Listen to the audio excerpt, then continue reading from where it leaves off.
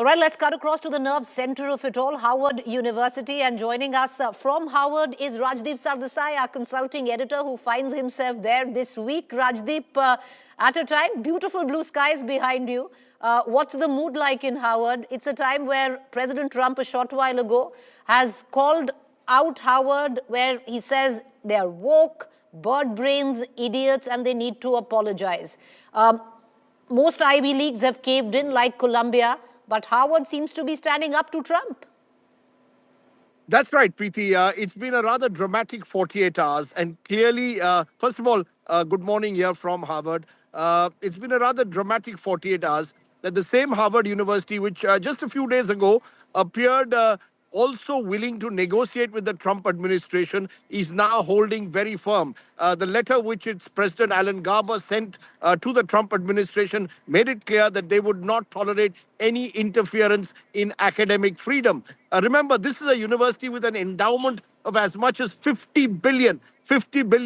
So it has the financial muscle to perhaps take on the Trump administration, to perhaps go in for a lawsuit. And remember the quality of its alumnus, not just in this country, but across the world. This is seen as the true gold standard in that sense of global academia. And Harvard symbolized for decades and centuries American soft power when it came to academic excellence. So Harvard comes from a position of strength. The President of the United States has today reiterated that Harvard would lose its tax exemption status. But there are others, certainly in the university, who I've spoken to, who believe that they are on legally strong grounds, that the president cannot withdraw the tax exemption. That can only be done through an inquiry which is independent of what the president does. So Harvard, in a sense, comes to this battle now with a sense of muscle that perhaps other universities don't have. What is interesting is when I speak to many of the academics here, they believe that now that Harvard has chosen to take on the bully, as they call President Trump, other universities may also be encouraged to join hands with Harvard. That hasn't fully happened yet, but we are hearing murmurs from Princeton, Stanford, other universities who are also now not willing to allow the administration of Donald Trump to enter campuses. And this is going to therefore be a classic face-off because Trump isn't backing down either. Trump, from the very beginning, Preeti, even during his campaign, said he was going to take on what he describes as elite woke institutions and get them to fall in line. So this is the classic battle of Trump 2.0, a populist right-wing administration taking on what the Trump administration believes is the heart of left-wing, liberal, old elite America. And it's fascinating to be here. I am not here technically to report this story. I'm here for a symposium on South Asian media. But just to be here and speak to academics is very energizing because unlike in India, the academic freedom that is guaranteed under the First Amendment gives a certain confidence to universities like Harvard that they can take on the political establishment. But, you know, Rajdeep, you say, and you're correct, that Harvard has this massive financial muscle in terms of endowments, but Harvard is also known for scholarships, international students. All of that will take a huge hit if Harvard continues to dig in its heels. Well, we will have to wait and see how Harvard deals with any kind of financial strain that it suffers. Remember, the tax exemption comes to just over $2.8 billion. That's a fraction of the endowments that Harvard has. I don't see Harvard pulling back at this moment when it comes to scholarships, when it comes to fellowships. Look, there is concern on the campus. There is concern and fear that if you speak out against the administration, could a student lose his or her visa? Those are legitimate concerns that are there on the ground. But I think in terms of Harvard wanting to retain its preeminent status amidst global academia and global universities, I think Harvard has realized that if it can now look President Trump in the eye and win this battle, it'll only raise the stature of the university further.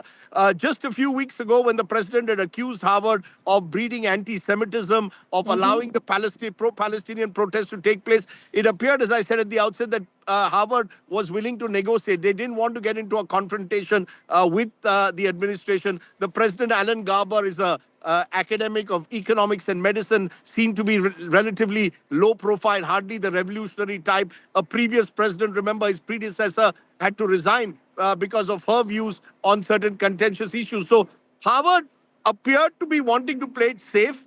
But something Right. has changed. And I think what has changed is a lot of the alumni, both within the United States and outside, want Harvard to take on the Trump administration because they believe that if Harvard was to cave in, then it would be impossible for any other university in America to resist political interference in campuses. So I think Harvard is gearing up for a battle, and every indication is they've already got a legal team in place, which, if necessary, will take the Trump administration to court on this issue. But, Rajdeep, what's the sense? Because, you're there, you're delivering a guest lecture, you're speaking to the faculty, you're speaking to the students there. Many would, I would reckon with at least what we're reading up here, many felt this was a long time coming. And you're right, in the offset, it did look that Harvard was looking to compromise. And they were not the only one, because you look at Columbia practically bent over backwards, did exactly what, the administration wanted. Is there hope that other Ivy Leagues will now come in? Look, every Ivy League has distinctive problems. Columbia, yes, you're right, was the first to negotiate. They were under great strain, particularly for some of their research projects. But earlier I was also at Brown University speaking to academics there, and they too seem to be now enthused by what Harvard has done. Clearly, they want to build a coalition, if possible, of the Ivy Leagues. Whether that will happen in the end, we don't know. As of now, clearly Harvard has taken a leadership position. Look, this is America. And in America, the First Amendment does offer you considerable protection when it comes to free speech. This is America where, as I said, you've got universities with $53 billion endowments like Harvard, which generate on its own over $2 billion in interest that Harvard can earn from that. And that gives that financial muscle, plus the fact that this is a university that has produced presidents, leaders across the globe, including many people who've been closely connected with Mr. Trump at the past. You were mentioning J.D. Vance coming to India. One of the interesting aspects is J.D. Vance himself is a product of an Ivy League. He is a Yale graduate in law. Now, how many of his peers and contemporaries will agree with J.D. Vance on the issue? There is a battle in America for the soul of America. There are those outside the Ivy League who believe that the Ivy League are far too privileged, far too elitist, and maybe they will side with Donald Trump. That's the battle that Donald Trump Right. wants to wage. It's part of his campaign during the presidential elections as well. But I think Harvard, in a sense, because of its global stature, is in a position to take on Donald Trump like few other institutions can at the moment. Well, you're right there, and that's a battle that's not just playing out where the universities and Ivy Leagues are concerned. It's playing out on the streets of the United States of America as well, where there's a clear split in the difference of opinion and the protests that we see. Appreciate you joining us, Rajdeep. Have a wonderful trip. Blue skies behind you. Enjoy yourself, and we'll see you back in the studio next week. Thank you.